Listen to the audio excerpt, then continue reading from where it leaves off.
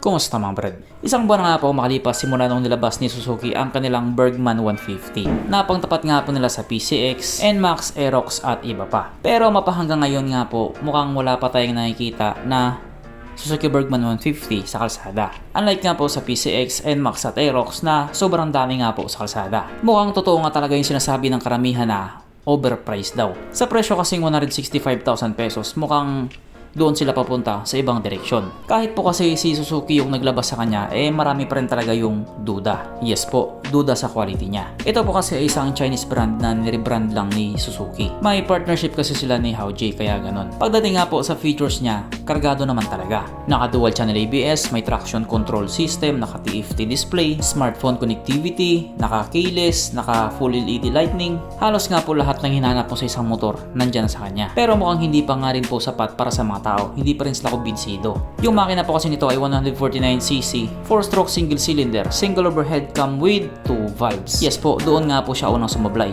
para sa mga taong walang pambili. Sa panahon kasi ngayon, allergic na sila kapag makakita sila or makarinig sila na yung motor ay 2 valves lang. Dapat 4 valves talaga yan. Ganon nga po lagi yung gusto nila. Gusto nila yung palaging malakas sa gas. Pero kahit nga po naka 2 volts lang ito, yung gas consumption ay pumapalo lamang po sa 43.6 kilometers per liter. Para sa iba, malakas pa rin siya kumonsumo ng gas. Kung titignan mo, mas matipid pa yung ibang naka 4 valves. Kaya doon pa lang X na talaga siya. Lalong-lalo na nga po ngayon na sobrang taas na yung presyo ng gasolina. Yung iba nga, nag-electric na. Yung iba naman nagiging practical. Kahit na hindi kabilisan, basta matipid sa gas. Pero ang isa nga po sa nagpa-discourage talaga dito sa motor na ito is yung presyo niya. Sobrang taas po daw talaga kasi para sa 165,000 pesos na made in China ang tinatakan lang ng Suzuki. Kung yung Raider nga nila na matagal nang may napatunayan yun, binaba nila yung presyo kasi nga wala din bumibili kasi napangitan sa presyo at napangitan din sa itsura na may bukol.